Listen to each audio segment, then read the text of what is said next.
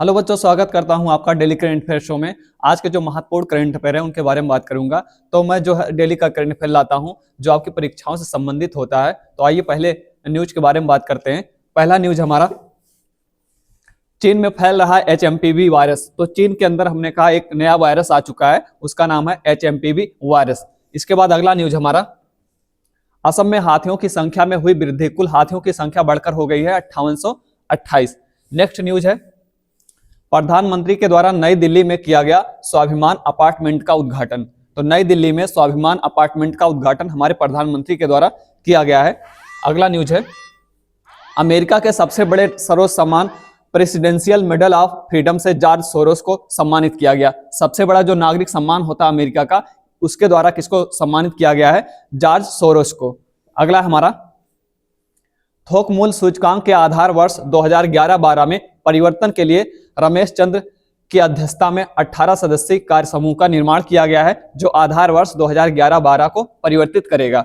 अगला न्यूज है, भारतीय स्टेट बैंक के द्वारा लॉन्च किया गया हर घर लखपति योजना। हर घर लखपति योजना, ये जो अभियान शुरू किया गया है हर घर लखपति योजना, ये जो योजना शुरू की गई, किसके द्वारा शुरू किया गया है? SBI के द्वारा, भारतीय स्टेट बैंक के द्वारा।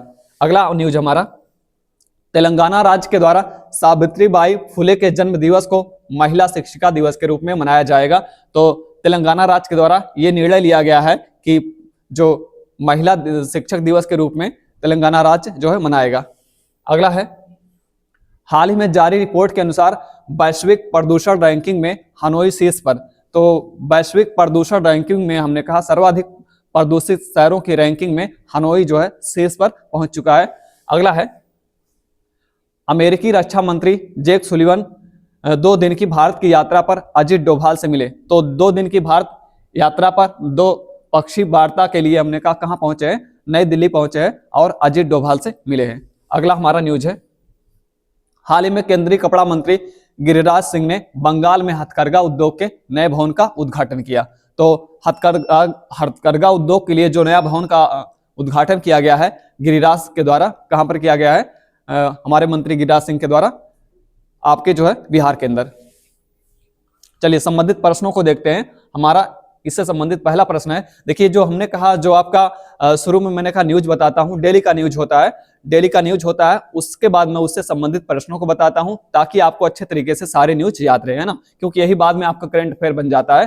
तो कहीं पर भी आप पढ़ोगे तो जो हमने कहा पर डे का आपका ये करंट अफेयर होता है, पर डे का न्यूज होता है, उसको मैं अपडेट कराता हूं। आप उसके बाद कहीं पर भी पढ़ो तो आपके सारे न्यूज जो है, सारे करंट अफेयर अपडेट रहेंगे। पहले आप अगर पर डे का क्लास हमारा जो है फॉलो करते हो या देखते हो इसको, ठीक है।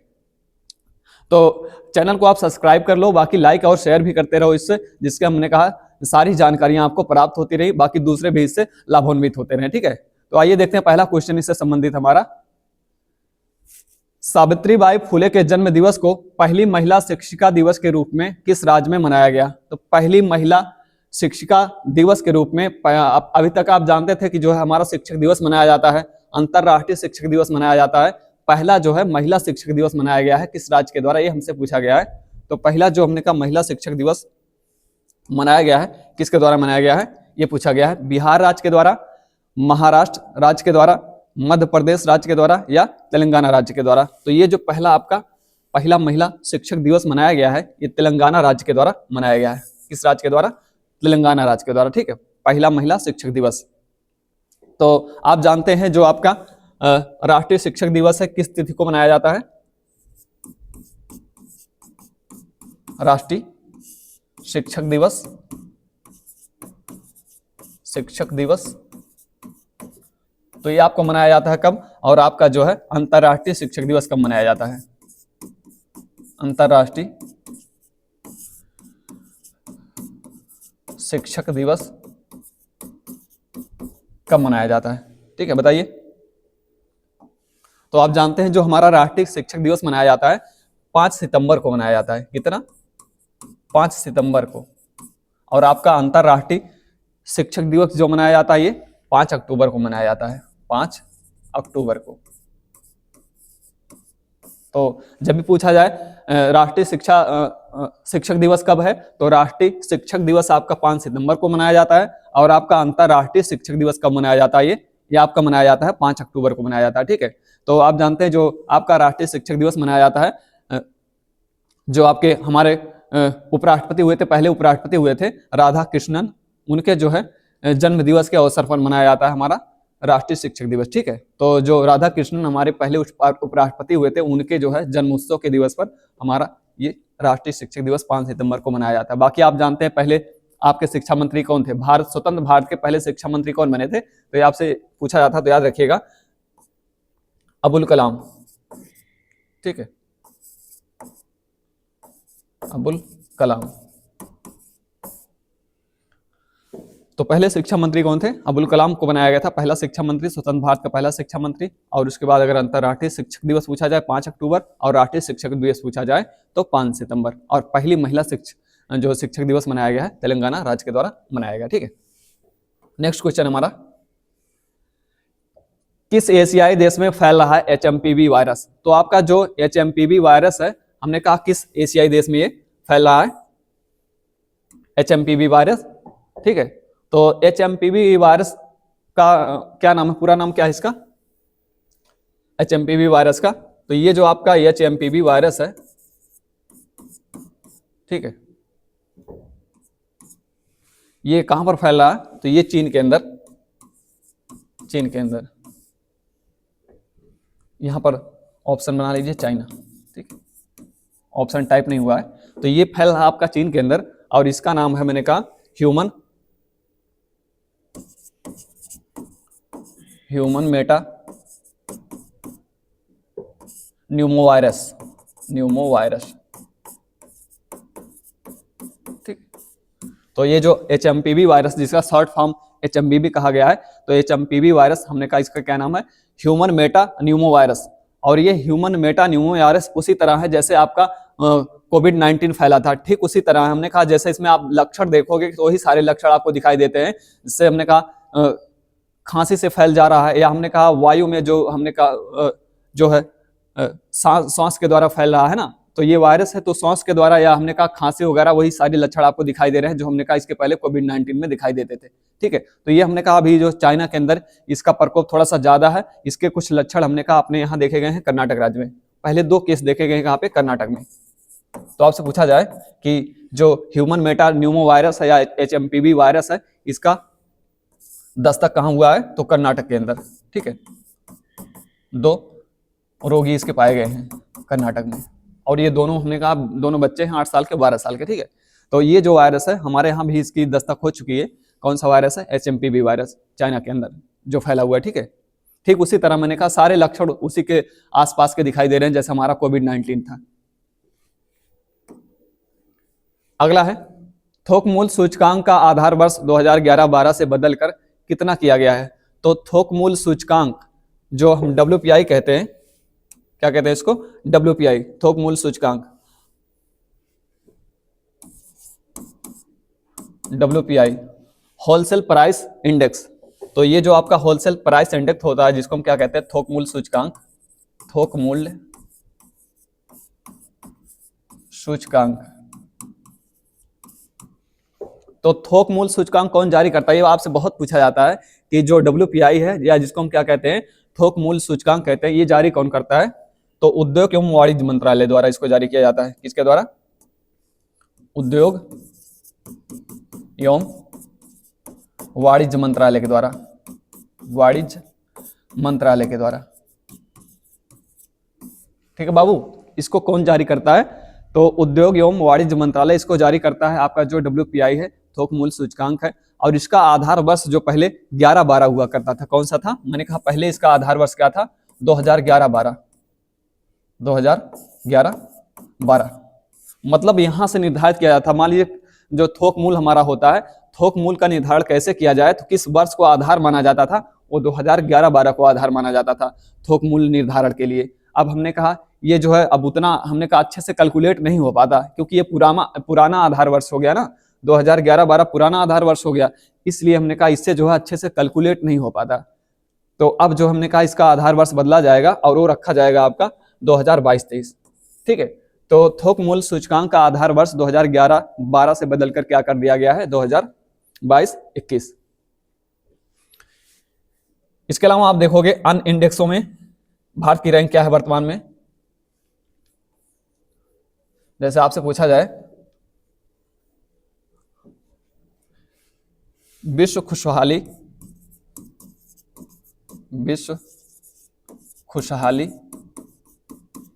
इंडेक्स में इंडेक्स में क्या रैंक है।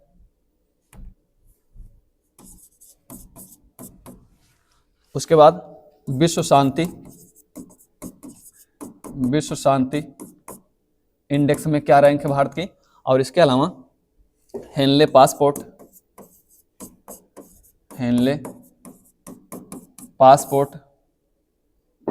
सूचकांक में क्या रैंक है। इसके अलावा आप देखोगे तो मैंने कहा हंगर इंडेक्स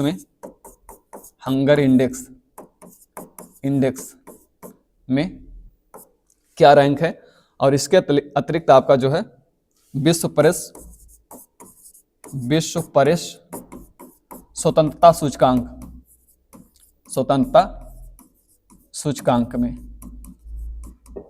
क्या रैंक है। देखिए ये जो रैंक होता है जब भी आता है तो मैं बार बार इसको मैं रिपीट कराता रहता हूं। इसके पहले भी मैंने रैंकों के बारे में बताया था कि कौन सा रैंक है। तो हमने कहा जो डेली का क्लास होता है आप उसको देखोगे तो बार बार ये चीजें हमने कहा उसी में रिपीट होता रहता तो आपको हमने कहा अंत तक सारी चीजें याद हो जाएंगी। ठीक है, जैसे मैं इंडेक्स बता रहा हूँ फिर इंडेक्स के बारे में चीजें आएंगी फिर उसको रिपीट कराऊंगा। तो देखिए जो मैंने कहा विश्व खुशहाली इंडेक्स में भारत की रैंक वर्तमान में वो कौन सी रैंक है। तो विश्व खुशहाली इंडेक्स में इस समय आप देखोगे तो 126वीं रैंक है, 126वीं रैंक है भारत की।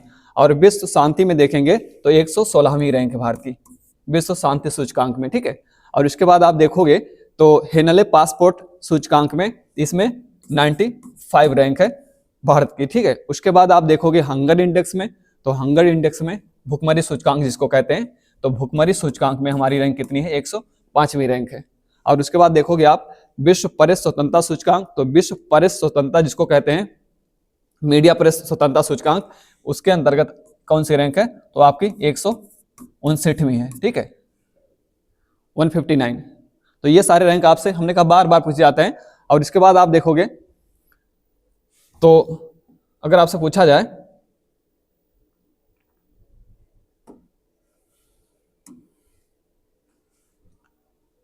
एचडीआई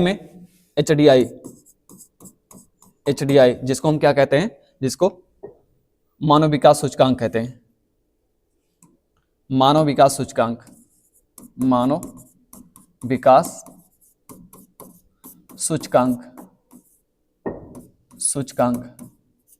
तो मानव विकास सूचकांक में कितनी वर्तमान में रैंक है हमारी, तो मानव विकास सूचकांक में 134वीं रैंक है, 134वीं रैंक है हमारी।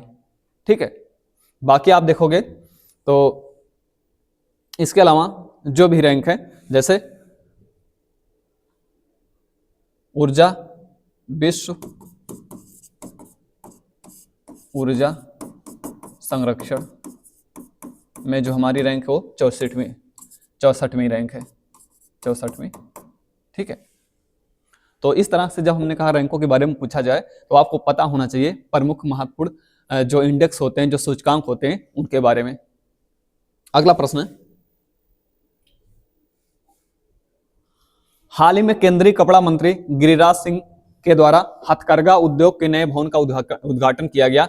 इस भवन का उद्घाटन किस राज्य में किया गया है, तो जो हमने कहा हथकरघा उद्योग होता है, जो हाथों से चीजें बनाई जाती हैं उसको क्या कहा जाता है, हथकरघा उद्योग। जितने हमने कहा हाथों से चीजें निर्मित होती हैं, हाथों से बनाई जाती हैं, उन सभी को हथकरघा उद्योग में रखा जाता है। उसके लिए हमने कहा एक नए भवन का उद्घाटन किया गया है, कहाँ पे, बिहार के अंदर। तो हमारे जो केंद्रीय कपड़ा मंत्री हैं गिरिराज सिंह, आप जानते हैं ना केंद्रीय कपड़ा मंत्री, तो जब भी आपसे पूछा जाए जो केंद्रीय कपड़ा मंत्री हैं कौन है, वो आपके गिरिराज सिंह।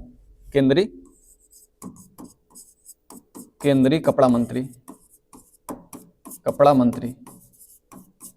कौन है, गिरिराज सिंह।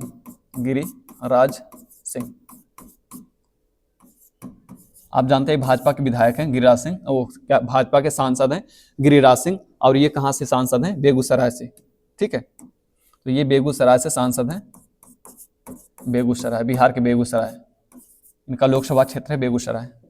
और इनको बनाया गया है भारत का कपड़ा मंत्री, तो ये केंद्रीय कपड़ा मंत्री है। और इन्होंने हाल में एक भवन का उद्घाटन किया जिसको कहा गया है केंद्रीय क्या कहा गया उसको, तो हथकरघा उद्योग के लिए एक नया भवन, ये कहाँ पे, बिहार के अंदर। ठीक है, अगला क्वेश्चन है,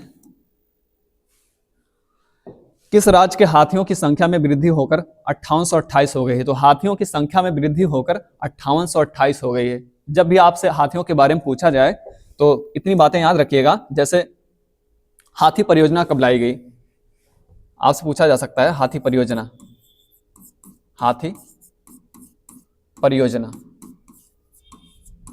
ठीक है, तो बाबू ये जो हाथी परियोजना लाई गई थी हाथियों की संख्या में वृद्धि के लिए या हाथियों के संरक्षण के लिए, ये कब लाई गई थी, 1992 में, सॉरी 1990 में, 1990 में। हाथी परियोजना हमने कहा हाथियों के संरक्षण के लिए या उनके जो है संख्या में वृद्धि करने के लिए 1990 में हाथी परियोजना लाया गया भारत सरकार के द्वारा। और इसके बाद आपका जो, अगर आप देखोगे विश्व में, अगर आप ऐसे पूछा जाए,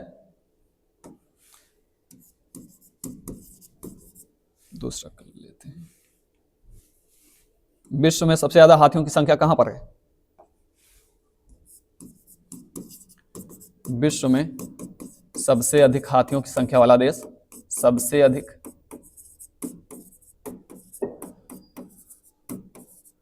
हाथियों वाला देश, या आपसे पूछा जाए सफेद हाथियों का देश, सफेद हाथियों का देश, सफेद हाथियों का देश, सफेद हाथियों का देश, या इसके अलावा पूछा जाए भारत का सबसे अधिक हाथियों की संख्या, हाथियों की संख्या। ठीक है, तो इतनी बातें याद रखिएगा कि मैंने आपसे ये कहा कि हाथी परियोजना 1990 में बनी है और विश्व में सबसे अधिक हाथियों वाला देश कौन सा कहलाता है, आपका ये बोत्सवाना कहलाता है, बोत्सवाना। अगर देखेंगे हमने कहा 1,30,000 लगभग यहाँ हाथियों की संख्या है इस देश में, 1,30,000 हाथियों की टोटल संख्या है। तो सबसे अधिक हाथियों की संख्या वाला देश कौन है, अफ्रीका में एक देश है बोत्सवाना, वो है। उसके बाद सफेद हाथियों का देश किसे कहा जाता है, तो थाईलैंड को कहा जाता है सफेद हाथियों का देश, थाईलैंड को कहा जाता है सफेद हाथियों का देश। उसके बाद भारत का सबसे अधिक हाथियों की संख्या वाला राज्य कौन सा है, कर्नाटक है। कौन सा, कर्नाटक। ठीक है, तो सबसे अधिक हाथियों की संख्या कहां पे है, किस राज्य में है, सबसे अधिक हाथियां जो है लगभग 6,000 या लगभग 6,500 के आसपास हाथियों की संख्या कहां पे है, आपके कर्नाटक राज्य में। कर्नाटक के बाद आपका दूसरा राज्य है असम, और असम के बाद है तीसरा राज्य केरल, जहां पर सबसे अधिक हाथियां पाई जाती हैं। तो हमारे यहाँ जब भी देखेंगे भारत के अंदर तो सबसे अधिक हाथियां कर्नाटक के अंदर है, उसके बाद सबसे अधिक हाथियां असम में, उसके बाद जो है केरल के अंदर सबसे अधिक हाथियां पाई जाती हैं। तो हाल ही में हमने कहा असम राज्य के अंदर जो है हाथियों की संख्या बढ़कर कितनी हो गई है, 5828 हो गई। इतनी बातें हाथियों के बारे में याद रखिएगा। अगला क्वेश्चन है, हर घर लखपति योजना का प्रारंभ किस संस्था के द्वारा किया गया। हर घर लखपति योजना, ये जो हर घर लखपति योजना है हमारे भारतीय स्टेट बैंक के द्वारा इसका प्रारंभ किया गया, इसको प्रारंभ किया गया है भारतीय स्टेट बैंक के द्वारा। और इसका उद्देश्य हमने कहा बचत को बढ़ावा देना। तो आम लोग जो है बचत करें, अपने पैसे को हमने कहा बैंक में रखें, उसके लिए ब्याज इसमें मिलेगा लगभग 6% या 7% के आसपास ब्याज निर्धारित किया गया है इसके अंतर्गत, इस योजना के अंतर्गत हर घर लखपति योजना। ठीक है, तो आपको हमने कहा ये सावधि जमा योजना है। सावधि जमा योजना आप जानते हैं क्या होती है, सावधि जमा योजना एक निश्चित समय के बाद हमको एक निश्चित राशि जो है जमा करनी पड़ती है, उसे कहा जाता है आवर्तीय सावधि जमा योजना। तो सावधि जमा योजना के अंतर्गत ये हमने कहा बचत को बढ़ावा देने के लिए, आम लोगों के बचत को बढ़ावा देने के लिए ये योजना भारतीय स्टेट बैंक के द्वारा जो है शुरू की गई। ठीक है, तो किस बैंक के द्वारा इस योजना को लाया गया है, भारतीय स्टेट बैंक के द्वारा। ठीक, नेक्स्ट क्वेश्चन है, हाल ही में जारी रिपोर्ट के अनुसार पर्यावरण प्रदर्शन सूचकांक में सर्वाधिक प्रदूषित कौन सा शहर है। तो हाल ही में जारी रिपोर्ट के अनुसार पर्यावरण प्रदर्शन सूचकांक में सर्वाधिक प्रदूषित शहर कौन सा, ये पूछा गया है। तो विश्व में अगर प्रदूषण का पैमाना देखेंगे या हमने कहा जो इंडेक्स वगैरह जारी किए जाते हैं, अगर आप देखोगे तो विश्व का जो सबसे ज्यादा प्रदूषित देश है ऐसा पूछा जाता है आपसे। सर्वाधिक प्रदूषित देश, सर्वाधिक प्रदूषित देश। इसके बाद आपसे पूछा जा सकता है कि सर्वाधिक प्रदूषित शहर, सर्वाधिक प्रदूषित शहर, ठीक है। या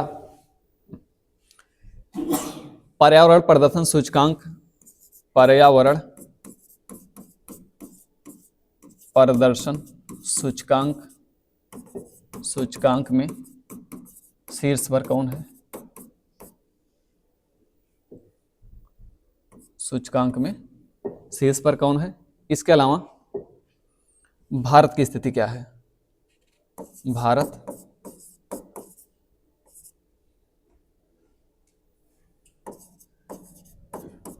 पर्यावरण प्रदर्शन सूचकांक में कहां पर है? ठीक है। या सतत विकास सूचकांक में भारत की रैंक क्या है? सतत विकास सूचकांक। तो सतत विकास सूचकांक में क्या भारत की रैंक है? इतनी सारी बातें हमने कहा आप याद रखना होता है। जैसे आप देखोगे सर्वाधिक प्रदूषित देश कौन सा है, तो मैंने कहा बांग्लादेश, ठीक है। ये कलर चेंज कर लेते हैं, थोड़ा कम स्पष्ट होता है। तो मैंने कहा सर्वाधिक प्रदूषित देश कौन सा है? ये बांग्लादेश। और उसके बाद सर्वाधिक प्रदूषित शहर कौन सा है? तो हनोई, वियतनाम की जो राजधानी है हनोई, ये सर्वाधिक हमने कहा अभी हाल ही जारी रिपोर्ट के अनुसार सर्वाधिक प्रदूषित शहर बन गया है आपका हनोई, ठीक। उसके बाद पर्यावरण प्रदर्शन सूचकांक में शीर्ष देश कौन है? तो एस्टोनिया।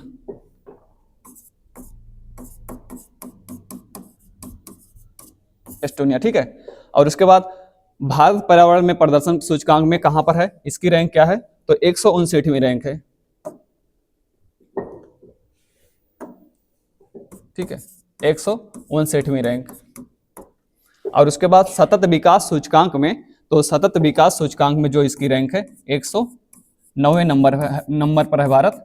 तो हमने कहा जब भी ऐसे आंकड़े पूछे जाएं आपसे कि सर्वाधिक प्रदूषित देश कौन सा है, तो बांग्लादेश, और सर्वाधिक प्रदूषित शहर कौन सा है, तो ये सारे रिपोर्ट हमने कहा हाल ही में जारी किए गए हैं।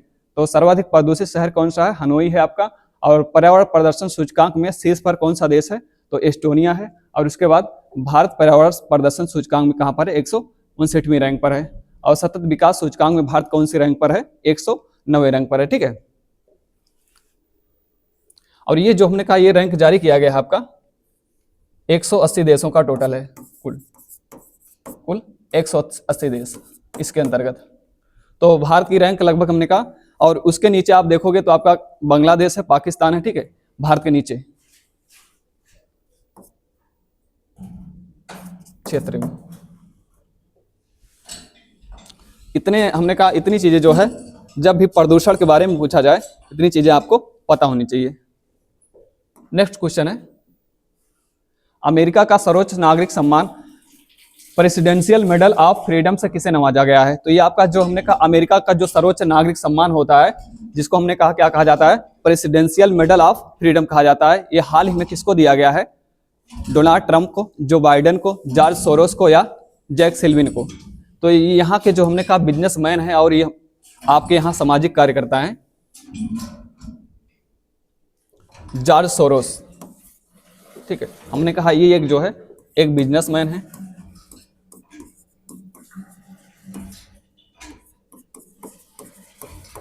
बिजनेसमैन और सामाजिक कार्यकर्ता।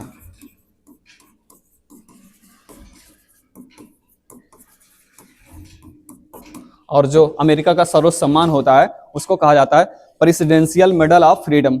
ये जॉर्ज सोरोस को जो है इससे नवाजा गया, सम्मानित किया गया है। इसके अलावा आप देखोगे तो एक पुरस्कार यहाँ पर अमेरिका के अंदर दिया जाता है, जिसको हाल ही में हमारे प्रधानमंत्री को दिया गया था। लीजन ऑफ मेरिट कहा जाता है उसको। क्या कहते हैं? Legion of merit. तो legion of merit, legion of merit, ये जो अवार्ड है, ये जो सम्मान है, भारत के प्रधानमंत्री को दिया गया है। भारत के प्रधानमंत्री, ठीक है। हमारे प्रधानमंत्री को लीजन ऑफ मेरिट अवार्ड, ये जो अमेरिका का अवार्ड है, इससे सम्मानित किया गया है। लेकिन सर्वोच्च सम्मान कौन सा अमेरिका का? वो प्रेसिडेंशियल मेडल ऑफ फ्रीडम है, जो हाल ही में जॉर्ज सोरोस को दिया गया है। और जॉर्ज सोरोस यहाँ के हमने कहा बहुत फेमस बिजनेसमैन और सामाजिक कार्यकर्ता है ना, तो बिजनेसमैन है और सामाजिक कार्यकर्ता है। उनके कार्यों के लिए इनको जो है इस अमेरिका के सर्वोच्च सम्मान से सम्मानित किया गया है।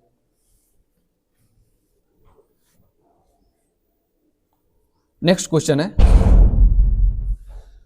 हाल ही में नोमुरा ने भारत के जीडीपी का अनुमान कितना प्रतिशत लगाया है? तो नोमुरा जो है एक एजेंसी है, जापान की एजेंसी है, ये एक फर्म है, एक कंपनी है जापान की। इसके द्वारा जो हमारा जीडीपी होगा इस वर्ष 2025 में, ये कितना होगा, इसका अनुमान लगाया गया है इस कंपनी के द्वारा।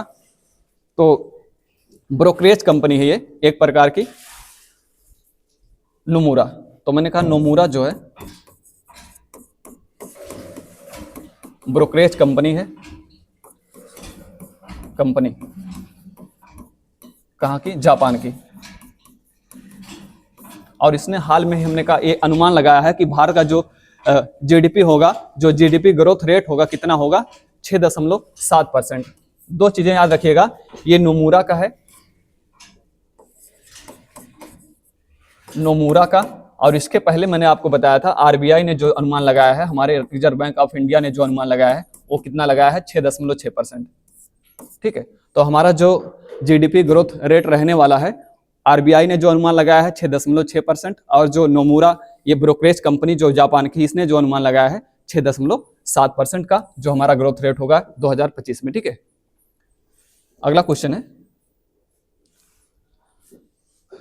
इसके अलावा मैंने आपको बताया था कि अन्य जो चीजें बताई थी इसके अंतर्गत, जैसे मैंने आपको बताया था बैंक रेट क्या है इस समय, हमेशा याद रखिए बैंक रेट क्या है।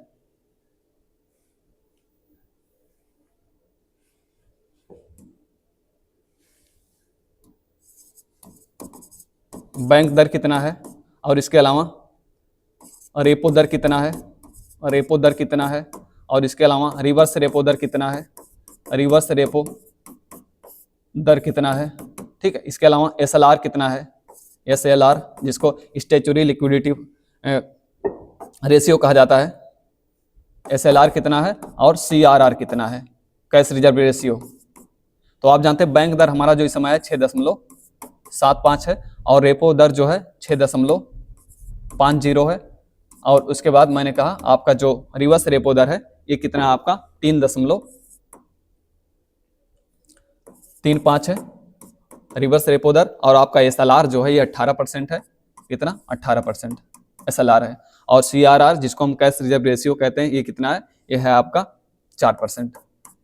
ठीक है, तो जब ये हमने कहा ये आंकड़े हमेशा आपको याद होने चाहिए, बैंक दर क्या है, रेपो दर क्या है, रिवर्स रेपो दर क्या है, एसएलआर क्या है, या सीआरआर क्या है।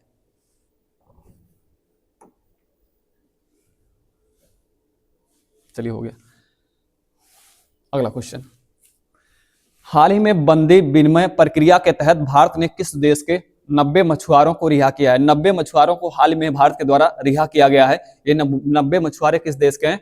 तो देखिए, जो हमने कहा बंदी विनिमय अधिनियम होता है, इसके तहत बंदी विनिमय अधिनियम के तहत जो है 95 मछुआरों को जो है बांग्लादेश ने भारत को सौंपा है, और 90 मछुआरों को भारत ने किसको सौंपा है? बांग्लादेश को सौंपा है। ठीक है, तो हमने कहा जो मछुआरों को बंदी बना लिया जाता है, क्योंकि वो हमने कहा प्रतिबंधित क्षेत्र में चले जाते हैं। जब हमने कहा मछली वगैरह मारने जाते हैं समुद्र के अंदर, तो हमने कहा प्रतिबंधित क्षेत्र में चले जाते हैं, जो हमारे क्षेत्र के अंतर्गत नहीं आता, तो उनको जो है उस देश के द्वारा पकड़ लिया जाता है, तो उनको बंदी बना लिया जाता है। तो ऐसे जो हमारे बंदी कहाँ थे? बांग्लादेश के अंदर 95 बंदियों को उसने वापस किया है, उसी के बदले हमने जो है उनके जो है 90 बंदियों को वापस किया है। ठीक है, तो हमने कहा इस प्रक्रिया को कहा जाता है बंदी विनिमय प्रक्रिया। इसके तहत 90 मछुआरों को रिहा किया गया है।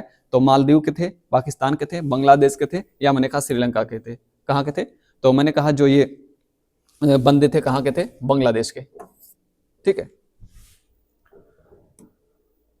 अगला क्वेश्चन है, राष्ट्रीय पक्षी दिवस कब मनाया जाता है? राष्ट्रीय पक्षी दिवस कब मनाया जाता है ये पूछा गया हमसे। 7 जनवरी, 4 जनवरी, 5 जनवरी, 6 जनवरी। राष्ट्रीय पक्षी दिवस कब है? 5 जनवरी को, 4 जनवरी को, या 6 जनवरी को, या 7 जनवरी को। बहुत पूछा था राष्ट्रीय पक्षी दिवस। तो राष्ट्रीय पक्षी दिवस जो मनाया जाता है ये 5 जनवरी को मनाया जाता है। 5 जनवरी को राष्ट्रीय पक्षी दिवस होता है हमारा। ठीक है, और कुछ महत्वपूर्ण दिवस आप देखोगे तो हमने कहा जो महत्वपूर्ण दिवस आपके बारे में, जो इंपॉर्टेंट डेज होते हैं, जो दिवस होते हैं, उनके बारे में पूछा जाता है, तो याद रखिएगा। जैसे आपका है स्वतंत्रता दिवस, आप जानते हैं 15 अगस्त को, ठीक है, बच्चा बच्चा जानता है इसको। गणतंत्र दिवस कब मनाया था? 26 जनवरी को, ठीक है, ये भी बच्चा बच्चा जानता है। बाकी हमने कहा जो आपका शिक्षक दिवस है ये 5 सितंबर को, ठीक है, शिक्षक दिवस कब मनाया जाता है? 5 सितंबर को। और उसके बाद आपका 5 सितंबर को शिक्षक दिवस, और आपका 14 नवंबर को बाल दिवस मनाया जाता है। बाल दिवस बहुत पूछा जाता है, बाल दिवस 14 नवंबर को मनाया जाता है बाल दिवस। और 29 अगस्त को आपका राष्ट्रीय खेल दिवस मनाया जाता है, 29 अगस्त को। और राष्ट्रीय विज्ञान दिवस मनाया जाता है आपका 28 फरवरी को, ठीक है, राष्ट्रीय विज्ञान दिवस 28 फरवरी को। उसके बाद राष्ट्रीय युवा दिवस 12 जनवरी को मनाया जाता है, और राष्ट्रीय किसान दिवस 23 दिसंबर को मनाया जाता है। शायद नीचे विजिबल ना हो आपको, तो मैं बता दे रहा हूं आपको। राष्ट्रीय किसान दिवस आपका जो मनाया जाता है 23 दिसंबर को मनाया जाता है। बाकी राष्ट्रीय युवा दिवस 12 जनवरी को मनाया जाता है, और आपका राष्ट्रीय विज्ञान दिवस जो है 18 फरवरी को मनाया जाता है, ठीक है। ये सारे दिवस आपको याद होने चाहिए। इसके अतिरिक्त जो महत्वपूर्ण दिवस होते हैं हमारे,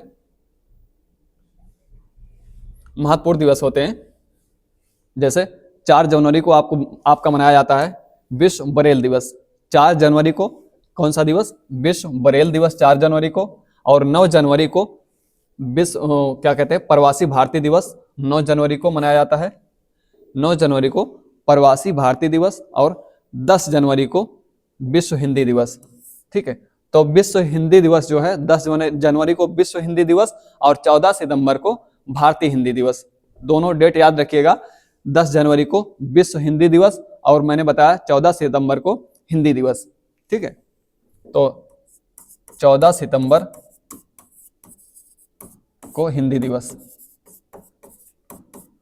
हिंदी दिवस 14 सितंबर को हिंदी दिवस, और 10 जनवरी को विश्व हिंदी दिवस। 12 जनवरी को राष्ट्रीय युवा दिवस, और उसके बाद 15 जनवरी को सेना दिवस। 15 जनवरी को सेना दिवस, या जिसको कहा जाता है थल सेना दिवस। 15 जनवरी को क्या है आपका? थल सेना दिवस। और 24 जनवरी को राष्ट्रीय बालिका दिवस। 24 जनवरी को राष्ट्रीय बालिका दिवस। उसके बाद 26 जनवरी को अंतर्राष्ट्रीय सीमा शुल्क दिवस। तो 26 जनवरी को मैंने कहा अंतर्राष्ट्रीय सीमा शुल्क दिवस मनाया जाता है। बाकी 24 जनवरी को राष्ट्रीय बालिका दिवस। तो ये सारे दिवस आपको थोड़ा सा हमने कहा याद होने चाहिए, क्योंकि एक क्वेश्चन आता है दिवस के बारे में, किसी भी परीक्षा में पूछ लिया जाता है दिवसों के बारे में। चलिए अगला क्वेश्चन देखते हैं। विश्व परिधान कपड़ा निर्यात में भारत का कौन सा स्थान है? तो विश्व परिधान, या मैंने कहा कपड़ा निर्यात में भारत का कौन सा स्थान है, कौन सी रैंक है कपड़ा निर्यात करने में? तो चतुर्थ स्थान है, छठा स्थान है, द्वितीय स्थान है, या प्रथम स्थान है? तो कपड़ा के बारे में जब भी पूछा जाए, वस्त्र का सबसे ज्यादा उत्पादन कौन सा करता है? वस्त्र का सबसे बड़ा उत्पादक, सबसे बड़ा उत्पादक, यह आपसे पूछा जाए कपास का सबसे बड़ा उत्पादक, कॉटन जिसको कहते हैं, कपास का सबसे बड़ा उत्पादक, सबसे बड़ा उत्पादक, ठीक है। कॉटन सबसे ज्यादा हमने कहा पैदा कौन करता है, या कौन उत्पादित करता है? कॉटन। या वस्त्र का सबसे बड़ा निर्यातक, सबसे बड़ा निर्यातक, सबसे बड़ा निर्यातक। भारत में कपास का सबसे बड़ा उत्पादक, भारत में कपास का सबसे बड़ा उत्पादक राज्य, या भारत में सबसे बड़ा वस्त्र उत्पादक राज्य, वस्त्र उत्पादक राज्य। इतनी बातें याद रखिएगा, जब भी आपसे पूछा जाए तो आप बताओगे कि वस्त्र का सबसे बड़ा उत्पादक कौन है? तो चीन है। सबसे ज्यादा जो वस्त्र का उत्पादन करता है, कपड़े का उत्पादन करता है, चाइना करता है। क्योंकि काटन का उत्पादन भी सबसे ज्यादा यहीं पर होता है। जो आपका काटन होता है, सबसे ज्यादा उत्पादक कपास जिसको हम कहते हैं, तो कपास का सबसे बड़ा उत्पादक कौन है? ये भी चाइना है। और उसके बाद मैंने कहा वस्त्र का सबसे बड़ा निर्यातक कौन है? ये भी आपका चीन है। तो कपास के उत्पादन में पहला स्थान चाइना का है, और वस्त्र निर्माण में या उत्पादन में प्रथम स्थान किसका है? चाइना का है। और आपका वस्त्र का सबसे बड़ा निर्यातक कौन है? ये भी चाइना है। और भारत में कपास का सबसे बड़ा उत्पादक राज्य कौन सा है? तो गुजरात है। सबसे ज्यादा जो कपड़े का उत्पादन होता है, वस्त्र का उत्पादन होता है, कहाँ पे होता है? गुजरात राज्य में। और सबसे ज्यादा जो कपास का उत्पादन होता है वो भी आपका गुजरात में। तो दोनों मामले में जब भी पूछा जाए, चाहे कपास उत्पादन में पूछा जाए तो गुजरात प्रथम स्थान रखता है, चाहे वस्त्र निर्माण में पूछा जाए, वस्त्र उत्पादन में पूछा जाए तो गुजरात आपका प्रथम स्थान रखता है। ठीक है, इतनी बातें हमने कहा, इसके बारे में याद रखिएगा। तो परिधान या कपड़ा निर्यात में भारत का कौन सा स्थान है? छठा स्थान है। मतलब विदेशों में कपड़ा जो भेजता है, बनाकर या उत्पादित कर जो कपड़ा भारत विदेशों में भेजता है, उसमें कौन सा स्थान है? छठा स्थान है भारत का। ठीक है, चलिए नेक्स्ट क्वेश्चन है, किस केंद्र शासित प्रदेश में केंद्रीय आयुर्वेद संस्थान के नए भवन का उद्घाटन किया गया? तो केंद्रीय आयुर्वेद संस्थान आपसे पूछा जाता है, केंद्रीय आयुर्वेद संस्थान कहां पर है? तो जो आपका केंद्रीय आयुर्वेद संस्थान है कहां पर स्थित है? तो ये जो आपका संस्थान, ये नई दिल्ली में, इसका जो मुख्यालय है कहां पे? नई दिल्ली में। नई दिल्ली में है केंद्रीय आयुर्वेद संस्थान। आयुर्वेद से संबंधित जितने हमने कहा अनुसंधान, रिसर्च वगैरह होते हैं, वो कहां पर होते हैं? इस संस्थान के द्वारा किया जाता है, केंद्रीय आयुर्वेद संस्थान। और ये आपका दिल्ली में स्थित है। हाल ही में यहाँ पर हमने कहा एक नए भवन का उद्घाटन किया गया है। कहाँ पे? तो दिल्ली में होगा। हमारा सही आंसर कौन सा होगा? दिल्ली में। ठीक है, तो आयुर्वेद संस्थान कहाँ? ये बहुत पूछा जाता है, केंद्रीय आयुर्वेद संस्थान कहाँ स्थित है? तो नई दिल्ली में स्थित है। और हाल में यहाँ पर एक नए भवन का उद्घाटन किया गया है। नेक्स्ट क्वेश्चन है, हाल ही में किस देश के राष्ट्रीय सुरक्षा सलाहकार जैक सॉल्विन भारत की यात्रा पर आए? तो भारत की यात्रा पर 2 दिवसीय भारत की यात्रा पर आए हैं। कौन? Jack Solvin. तो जैक सॉल्विन के द्वारा जो है यहाँ पर मुलाकात किससे की गई है? जो भारत के रक्षा सलाहकार हैं अजीत डोभाल से। ठीक है, तो मैंने कहा भारत के रक्षा सलाहकार कौन है? तो 2-3 बातें याद रखिएगा। अगर आपसे पूछा जाए अमेरिका का विदेश मंत्री कौन है? विदेश मंत्री। अमेरिका का रक्षा मंत्री कौन है? अमेरिका का रक्षा मंत्री कौन है? ठीक है, और आपसे पूछा जाए तो अमेरिका का राष्ट्रीय सुरक्षा सलाहकार कौन है? अमेरिका का राष्ट्रीय सुरक्षा सलाहकार। ठीक है, तो जब भी पूछा जाए अमेरिका का विदेश मंत्री कौन है, वर्तमान में विदेश मंत्री कौन है अमेरिका के? Michael Pompeo. Michael Pompeo. हालांकि ये चेंज हो जाएंगे जल्द ही, क्योंकि आप जानते हो कि जो राष्ट्रपति बन चुके हैं वो आपके डोनाल्ड ट्रंप बन चुके हैं, और उनका जब मंत्रिमंडल बनेगा, नया मंत्रिमंडल बनेगा, उसमें ये चेंज हो जाएंगे। लेकिन अभी तो सरकार चल रही ना अमेरिका में बाइडेन की, क्योंकि अभी चुनाव पहले करा लिया जाता है। तो हर जगह होता है, हमारे भारत में भी होता है, राष्ट्रपति का चुनाव पहले हो जाता है, बाकी कार्यकाल चलता रहता है। जब कार्यकाल पूरा हो जाता है तो उसी दिन से नया राष्ट्रपति हमारा जो है बन जाता है। तो अभी हमने कहा जो चुनाव हुआ उसके तहत राष्ट्रपति कौन चुने गए हैं? डोनाल्ड ट्रंप चुने गए हैं। लेकिन अभी कार्यकाल अमेरिका के पूर्व राष्ट्रपति का चल रहा है जो बाइडेन है। तो वहाँ उसमें जो मंत्री हैं वर्तमान में वो माइकल पोम्पियो है, और अमेरिका का जो रक्षा मंत्री है इस समय वो है आपके जेम्स मैटिस। ये वर्तमान आपके जो है रक्षा मंत्री है अमेरिका के। और राष्ट्रीय सुरक्षा सलाहकार आपके जैक सॉल्विन है। और हाल ही में हमने कहा भारत की यात्रा पर आए, तो कौन सा विकल्प सही होगा हमारा? अमेरिका के जो सुरक्षा सलाहकार हैं जैक सॉल्विन, इन्होंने हमारे जो सुरक्षा सलाहकार हैं अजीत डोभाल से 2 पक्षीय वार्ता की है। 2 पक्षीय वार्ता। दो पक्षी वार्ता का मतलब होता है जिसमें बस दो ही पक्ष शामिल हों, एक अमेरिका का जो रक्षा सलाहकार है वो और एक भारत का रक्षा सलाहकार, दो ही लोग शामिल हो रहे हैं। मतलब जिन चीजों में दो लोग शामिल होकर दो ही पक्षों की बात होती है, एक भारत के पक्ष की बात हो रही है, एक अमेरिका के पक्ष की बात हो रही है, उसके दो पक्षी वार्ता कहा जाता है। कभी कभी 3 देश या 4 देश मिलकर किसी बात पर चर्चा करते हैं तो उसको हमने कहा बहुपक्षी जो है बातचीत कहा जाता है। ठीक है, तो इतनी बातें याद रखिएगा। अमेरिका के विदेश मंत्री माइकल पोम्पियो और अमेरिका का रक्षा मंत्री जेम्स मैटिस है और राष्ट्रीय सुरक्षा सलाहकार जो है वो कौन है, जैक साल्विन है। ठीक है, अगर अगला जो हमने कहा रक्षा मंत्री बनाया जाएगा वो पीट हेगसेथ को बनाया जाएगा।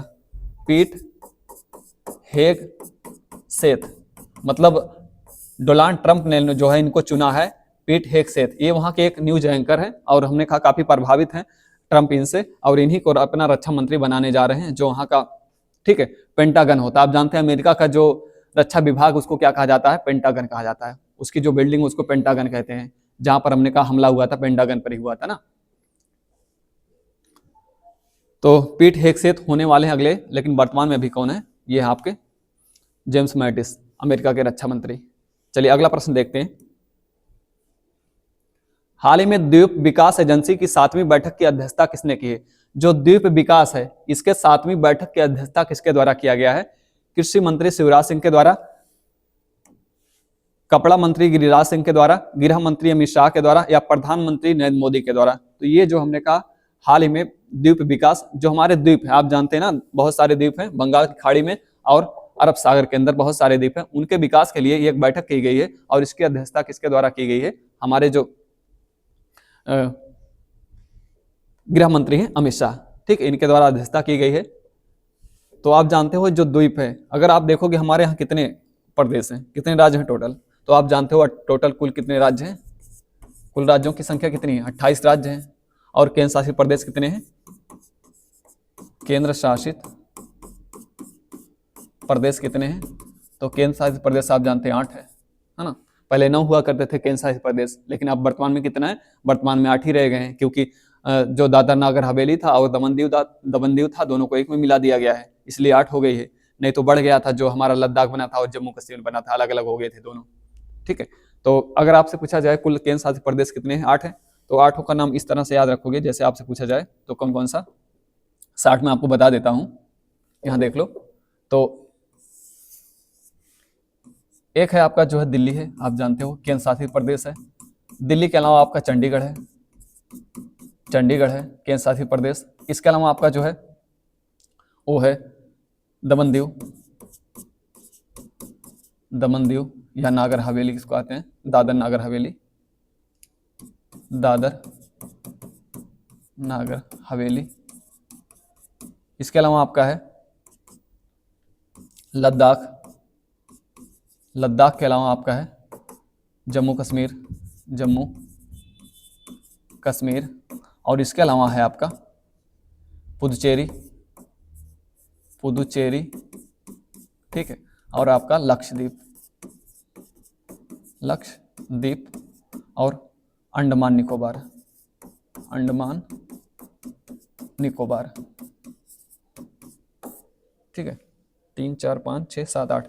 तो जब भी पूछा जाए 8 केंद्र शासित प्रदेश कौन से हैं, तो ये आपको पता होना चाहिए। दिल्ली हमारा केंद्र शासित प्रदेश, चंडीगढ़ है, दमन दीव और जिसको हम दादर नागर हवेली कहते हैं, दोनों को एक में मिला दिया गया है। लद्दाख है, जम्मू कश्मीर है, पुदुचेरी है, लक्षद्वीप है, अंडमान निकोबार, ये सारे हमारे 8 केंद्र शासित प्रदेश है। ठीक है, तो सही विकल्प का इसमें कौन सा होगा हमारा? तो होगा विकल्प सी, गृह मंत्री अमित शाह। नेक्स्ट है मेट्रो रेल नेटवर्क में भारत का कौन सा स्थान? तो मेट्रो रेल नेटवर्क में भारत ने कौन सा स्थान प्राप्त कर लिया है, ये पूछा गया है। तो देखिए, जब भी रेल नेटवर्क के बारे में, भारत के बारे में पूछा जाए कि भारत जो है विश्व में रेल नेटवर्क में कौन सा स्थान रखता है, तो विश्व में रेल नेटवर्क में भारत का कौन सा स्थान है? विश्व rail network, rail network, network में कौन सा स्थान है? या मैंने कहा कि मेट्रो, मेट्रो,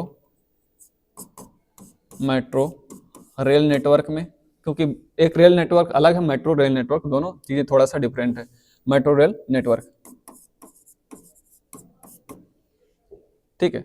तो विश्व रेल नेटवर्क में जो भारत का स्थान है कौन सा है वो आपका तीसरा है। विश्व रेल नेटवर्क में भारत का कौन सा स्थान है? तीसरा है। एशिया में पूछा जाए तो एशिया में दूसरा है। एशिया में आपका दूसरा स्थान है रेल नेटवर्क। मतलब कितना बड़ा रेल नेटवर्क है भारत, कितना फैला हुआ है ना। तो आप देखोगे विश्व में जो सबसे बड़ा रेल नेटवर्क वाला देश है वो आपका अमेरिका है। अमेरिका का जो रेल नेटवर्क है वो काफी लंबा है, बहुत, हमने कहा बहुत विस्तारित है उसका रेल नेटवर्क। लेकिन हम उसके बाद किसका नंबर आता है? उसके बाद हमने कहा आपके जो है दूसरे नंबर पर जो है एशिया के अंदर भारत का है, और तीसरे नंबर पर हमने कहा पूरे विश्व में कौन सा है? वो आपका भारत है, ठीक है। और उसके बाद आपका चाइना है, और क्या कहते हैं रसिया है, इनका रेल नेटवर्क है। तो जब भी पूछा जाए विश्व में सबसे बड़ा रेल नेटवर्क किसका है, तो आप बताओगे अमेरिका का है सबसे बड़ा रेल नेटवर्क। भारत का कौन सा स्थान है? तो भारत का विश्व में तीसरा स्थान है और एशिया में दूसरा स्थान है। और मेट्रो रेल नेटवर्क में कौन सा स्थान हो गया है? तो तृतीय स्थान है मेट्रो रेल नेटवर्क में, ठीक है। मेट्रो जो है, मेट्रो अलग है, आप जानते हैं, जो भूमिगत चलता है वो अलग है, ये हमने कहा जो आपका चलता है ये दूसरा है, ठीक है। अगला हमारा, तो इतने सारे प्रश्न थे हमने कहा आज के करंट अफेयर के अंतर्गत। तो जो मेरा डेली का करंट अफेयर शो होता है, मैंने कहा टॉप 10 करंट अफेयर होता है इसके अंतर्गत, उससे जुड़ी हुई बहुत सारी और बातें होती हैं, बहुत सारी और खबरें होती हैं, और बहुत सारे आपके स्टैटिक जीके होते हैं जिनके बारे में रोज अपडेट कराता हूं, ठीक है। तो चैनल को आप सब्सक्राइब कर लो, बाकी इसको लाइक और शेयर भी करते रहिए, पूरा वीडियो देखिए, क्योंकि हमने कहा डेली का अपडेट होता है। आप पहले इसको पढ़ते हो, उसके बाद आप कहीं पर भी करंट अफेयर पढ़ोगे तो आपको कोई दिक्कत नहीं आएगी करंट अफेयर में, ठीक है।